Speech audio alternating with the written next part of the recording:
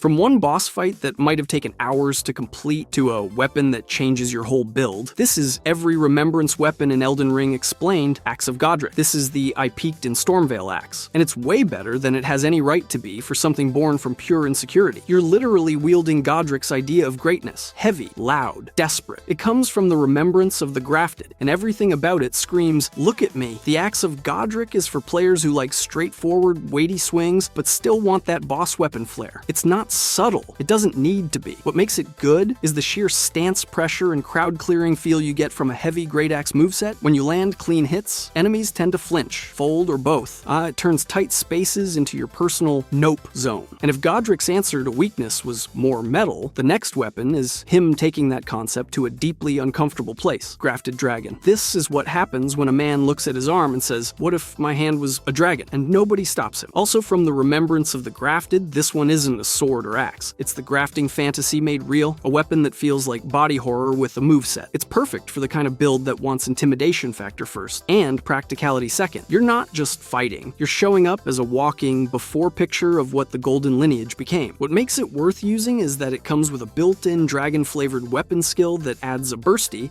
showy hit option. Great for bullying smaller enemies and finishing openings when you want damage without committing to a long combo. It's not the most meta Remembrance pick, but it is one of the most why is my arm screaming picks. But if you want your boss weapon to feel less like a medical emergency, let's talk about the one that turns sorcery into royalty, Carrion Regal Scepter. This isn't a staff, it's a diploma with a pointy end. It's one of the 2 rewards tied to the remembrance of the Full Moon Queen. Just holding it says, I've made peace with the fact that my brain is my main weapon. The Carrion Regal Scepter is for players who want to cast like they own the room. It's elegant, heavy with status, and it pairs perfectly with the vibe of calmly deleting enemies while wearing something expensive. What makes it genuinely strong is its top-tier sorcery scaling once your intelligence is high. Plus, it specifically boosts full moon sorceries, so those big royal spells hit harder and feel like actual finishers instead of fireworks. And if anyone gets close, the built-in spinning weapon skill gives you a backup button that can swat greedy enemies who think you're free. Now, if you're tired of elegance and want something that feels like a religious scandal you can swing, good, because Rykard exists. Blasphemous Blade. Blasphemous Blade is the ultimate I don't want to learn this boss, I want the boss to learn me weapon. It's obtained from the remembrance of the blasphemous. The blade is literally described as a devouring monument to Rykard's whole family situation, and it's known for stealing HP through its signature skill. It's one of the most infamous remembrance weapons because it rewards aggression with sustain. You hit, you heal, you keep moving. It's the closest thing Elden Ring offers to a villain arc you can equip, where your survival is powered by other people having a worse day than you. What makes it borderline OP is the weapon skill. A huge, reliable ranged slash that hits hard and heals you on connection, which means you can trade into danger and still come out ahead. In PvE especially, it turns I'm low HP from panic into a suggestion. And speaking of bosses who leave a lasting impression, the next weapon comes from a man who weaponized gravity and made it everyone's problem. Starscourge Greatsword. This is 2 swords pretending to be one weapon, because Radon never did anything in moderation. It's a remembrance reward from Starscourge Radon, paired with his whole gravity-warped identity. The Starscourge Greatsword is for strength-heavy players who want crowd control baked into the fantasy. It's huge, it's theatrical, and it feels like you're dragging the battlefield toward you instead of chasing enemies around like a stressed-out mall cop. What makes it strong is the weapon skill. It pulls enemies in with gravity and then slams them, which is basically a built-in delete the mob pack button and a great way to force openings on anything that tries to surround you. If you like controlling space more than chasing targets, this weapon does the chasing for you. But Radon didn't just leave behind blades. He also left behind something for the I like damage but from very far away crowd. Lion Greatbow. The Lion Greatbow is what happens when a demigod says archery is cool, but what if it was also terrifying? It's the other main weapon reward from the remembrance of the Starscourge. This is the remembrance weapon for players who like the idea of turning bosses into pincushions with authority. Greatbows in general feel like you're firing a telephone pole at someone, and this one carries that legendary general energy. What makes it good is the sheer burst from greatbow shots combined with its signature skill, which lets you rain down a volley-style attack, perfect for punishing big, slow targets or opening fights from a safe distance with serious damage. It's not an all-purpose weapon, but in the right situations it feels like you're calling artillery. Now let's pivot from battlefield legend to something that feels like a nightmare fossil that learned how to bite. Winged Greathorn. Winged Greathorn feels less like a crafted weapon and more like you tore it out of a myth and decided to keep it. It comes from the remembrance of the regal ancestor, one of the most eerie, ritual-heavy fights in the game's underground. This is for players who want a weapon that looks It's ancient, strange, and slightly cursed. It's the kind of thing you equip, and suddenly your character looks like they should be whispering prophecies instead of farming runes. What makes it good is its built-in skill that debuffs enemies' defense, which means your follow-up hits and your whole kit start doing noticeably more work after you tag something once. And it's less about one-shot power and more about setting the target up to get bullied. And if you want that same cosmic weirdness, but condensed into a spiked flail that screams in space, Astel has your number. Bastard Stars. Bastard Stars is proof that Elden Ring will let you beat a cosmic horror, and then hand you a weapon that looks like it should not exist in the same reality as your knees. It's the weapon reward from the Remembrance of the Natural Born, Astel's whole void problem. This is for the player who likes weapons that feel alien. It's not about knight fantasy. It's about pulling Starlight into a melee option and making it personal. Its real value is the skill, an explosive, magic-heavy burst that can punish tight groups and dump serious damage into larger targets when you time it into an opening. It's weird, it's flashy, and when it lands clean, it feels like you just slapped someone with a piece of the night sky. But if cosmic horror isn't enough and you want something more humanly cruel, let's talk about Morgoth. Morgoth's cursed sword. This sword feels like resentment, given edge alignment. It's a remembrance weapon tied to Morgoth, the Omen King, meaning it's literally forged from a life spent being rejected, then forced to protect the same world that hated him. The appeal here is vibe and pressure, curved, aggressive, built for players who want to keep moving and keep enemies flinching. It's the kind of weapon that makes your fights feel like duels, even when you're bullying a basic soldier. The weapon skill is the selling point, a fast lunging slash combo that covers distance and stacks pressure, letting you punish panic rolls,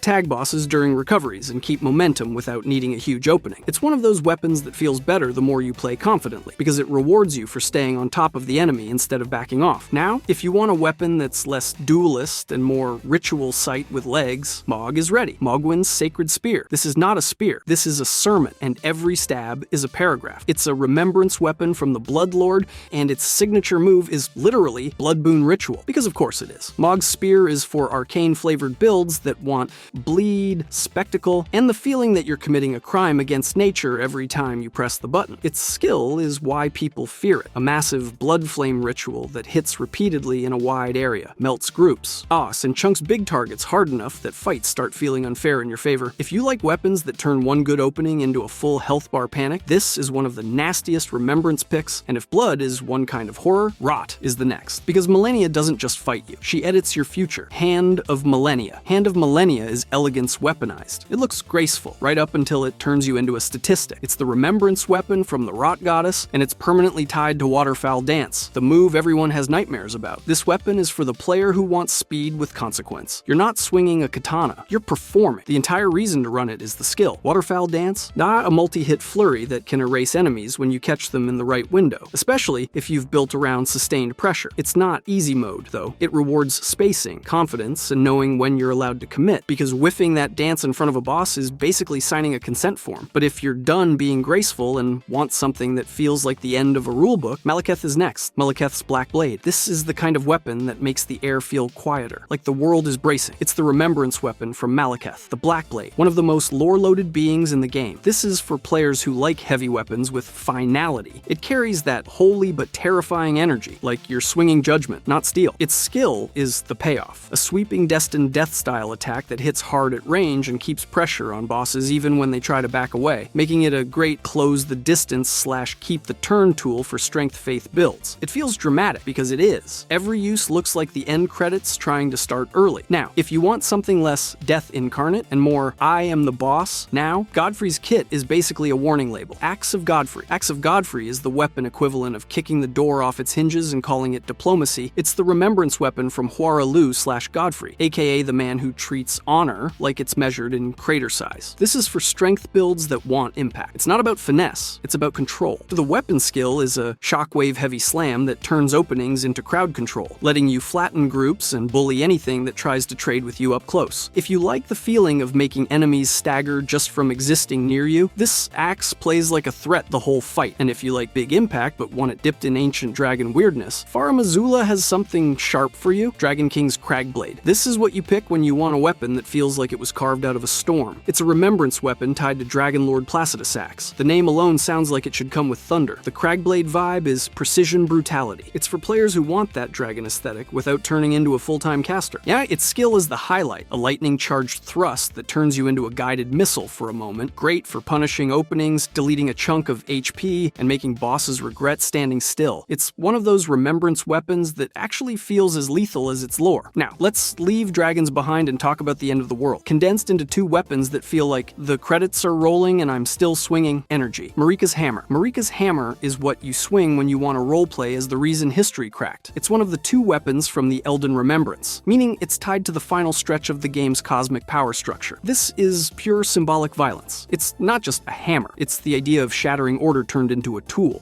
Its skill is a massive holy shockwave slam that punishes crowds and catches slower enemies in a big "you're not allowed to stand there" zone. Great when you want a single button that feels like a boss phase transition. Not the fastest weapon, but it hits with endgame authority. But if you'd rather turn that same endgame energy into something cleaner, something that says I farm runes and I feel nothing, then this next one is infamous for a reason. Sacred Relic Sword. Sacred Relic Sword is the most polite looking weapon that can still wipe a room like it's deleting spam emails. It's the other weapon you can claim from the Elden Remembrance, and its signature skill is Wave of Gold. This sword is for players who love reach, sweep, and that golden finale aesthetic. Its skill, Wave of Gold, is the whole identity, an enormous horizontal blast that clears mobs at ridiculous range, which is why it's famous for farming and for turning crowded fights into empty hallways. It's not subtle, it's efficient. It's basically a broom with divine consequences. Alright, base game Remembrance weapons are already unhinged, but the Land of Shadow took that concept and said, what if we made it weirder on purpose? Shadow of the Erdtree Remembrance weapons. R'Lana's Twin Blade. This weapon is for people who want their moveset to look like a duel, even when they're fighting a crab. It's one of the Remembrance picks tied to R'Lana, and it carries that whole Spellblade royalty vibe. Clean stance, clean posture, and absolutely zero patience for sloppy spacing. R'Lana's Twin Blade is built for fast, controlled pressure. Hits come out quick. Strings feel smooth, and it rewards players who like staying in that sweet spot where the enemy can't reset the fight. The skill is where it starts feeling special. It leans into that elegant, multi-hit, momentum-heavy style that lets you punish openings hard and keep your offense rolling without needing a colossal window. It's one of those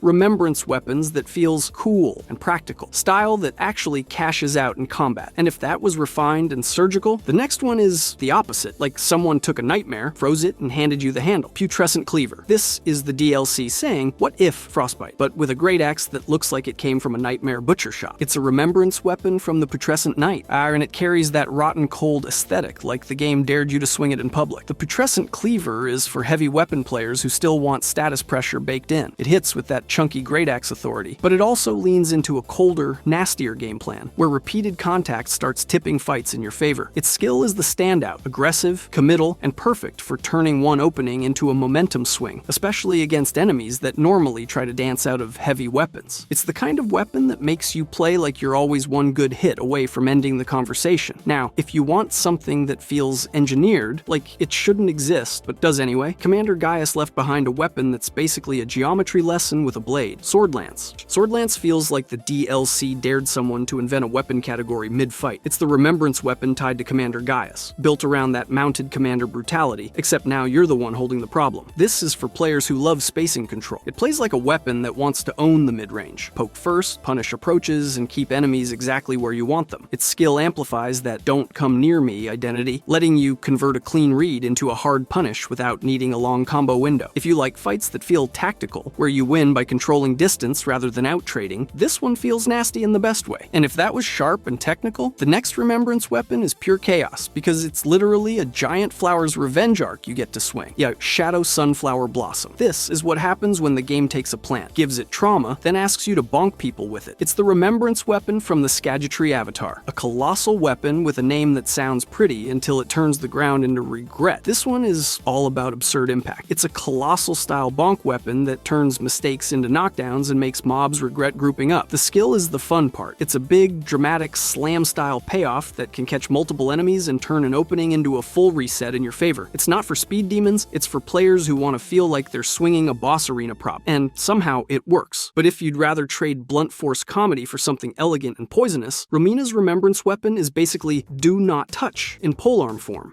Pole Blade of the Bud. This is the beautiful, poisonous, please don't touch weapon. It's the Remembrance weapon from Romina, Saint of the Bud, wrapped in that refined but rotten vibe the DLC does so well. The Pole Blade of the Bud is for players who like sustained pressure and constant movement. It's fast, it flows, and it rewards you for staying close enough to be dangerous, without standing still long enough to get punished. Its skill leans into that same style. Quick, stylish, push, and built to stack damage over time by keeping the enemy in your rhythm. If you like weapons that feel like a dance, but still leave status and regret behind, this one's a problem. Now, if you want something that feels holy, but plays like a curse with good posture, Midra left behind a weapon that looks like it should not be legal, Greatsword of Damnation. And Greatsword of Damnation is the kind of weapon that looks like it should come with a warning prompt. Are you sure you want to be perceived like this? It's the Remembrance weapon from Midra, Lord of Frenzied Flame. So yes, it's basically religious imagery turned hostile. This is for players who want a greatsword with menace, not just damage. It's heavy, oppressive, and it makes fights feel like you're dragging the enemy into your pace, whether they like it or not. Its skill is the real intimidation, big, controlling, and designed to punish anyone caught in front of you, which turns clean reads into nasty momentum swings. It's not a mash weapon, it's a make them regret being close weapon. And if frenzy is horror, the fingers are cosmic horror, because Meter's Remembrance gives you two wildly different ways to weaponize the unknown. Ancient Staff of the Great Beyond. This staff is for people who want their build to scream, yes, I multistat, yes, it hurts, no, I won't stop. It's one of the Remembrance options from Mater, Mother of Fingers. Basically, the DLC's way of handing you a piece of cosmic math homework. This one shines if you're the type who mixes spell schools instead of picking a lane. It supports that hybrid caster identity where you're swapping between different types of magic depending on the situation. The skill gives you a unique casting utility that fits the otherworldly theme, more of a control/utility button than a raw damage nuke, so it's strongest in builds that actually use variety instead of spamming one spell forever. Niche, but extremely cool when it clicks. Oh, but if you don't want to cast the unknowable, and you'd rather swing it like a grudge, Meter's other option is unforgettable. Gazing Finger. Gazing Finger is a colossal weapon that looks like it should be in a museum exhibit titled Do Not Make Eye Contact. It's the other Remembrance weapon from Meter, because nothing says reward, like being handed a gigantic finger-shaped threat. This weapon is pure vibe damage. It's for players who want their character to look like they crawled out of a forbidden archive carrying something that should have stayed sealed. It hits with that heavy, crushing cadence that makes trades feel unfair when you land them. The skill is the weird flex. It adds a supernatural, gaze-themed effect that turns openings into spectacle and makes the weapon feel less like Big Stick and more like Eldritch Consequence. Not the most universally efficient, but it's one of the coolest, what am I even holding, Remembrance weapons in the DLC. Alright, enough finger horror. Let's talk about Mesmer, whose Remembrance weapon is basically war crime, but stylish. Spear of the Impaler. This is the spear you pick when you want every fight to feel like a boss cutscene. It's a Remembrance weapon from Mesmer the Impaler. Fast, aggressive, and built around that don't blink pressure. Great spears already feel authoritative, and this one feels personal. It's for players who like momentum. Get in, keep the pressure, and never let the enemy feel safe enough to breathe. Its skill is the highlight, a high impact or signature style sequence that lets you cash out openings with big damage and strong presence, especially against targets that usually try to disengage. If you like weapons that make you feel like you are the Phase 2, this is it. And now, the final pair. Two swords that basically ask, what if the end of the DLC was also a weapon choice you'll argue about forever? Greatsword of Radon Lord. The Lord version feels like power that expects you to kneel first, and then get flattened anyway. It's one of the Remembrance weapons tied to promised consort Radon. Pure late game, my shadow has a boss bar energy. This is for players who want a colossal sword that feels ceremonial and oppressive. It plays like dominance, big reach, heavy commitment, and the kind of hits that change an enemy's posture even when they don't want it to. Yes, the skill reinforces that commanding presence vibe, giving you a dramatic payoff button that turns an opening into a statement rather than just damage. If you like controlling the tempo by forcing enemies to react to you, this version fits. But if that sounded too heavy and regal, the other version is all about speed and spectacle, like a meteor-learned swordplay. Greatsword of Radon Light. This one feels like the game handed you a colossal sword and said, okay, but what if it moved like a flash of punishment? It's the alternate Remembrance weapon from Promised Consort Radon, distinct enough that it doesn't just feel like a reskin, it feels like a different attitude. It's for players who want late-game impact without always feeling slow. You still get that colossal reach and intimidation, but it plays with a snappier rhythm that makes punishes feel cleaner. The skill leans into the light identity. More speed, more spectacle, more I'm on you instantly energy. So it's better at turning quick openings into big payoff, without needing the enemy to stand still forever. If you want Radon power with less lumber and more violence per second, this is the one. And that's the full lineup. Because in Elden Ring, even a Remembrance turns into a weapon, and a choice you'll defend like it's your build's personality. If you enjoyed this video and want to see more Elden Ring deep dives like this, like and subscribe, and drop a comment with the Remembrance weapon you swear by, or the one you took once and immediately regretted.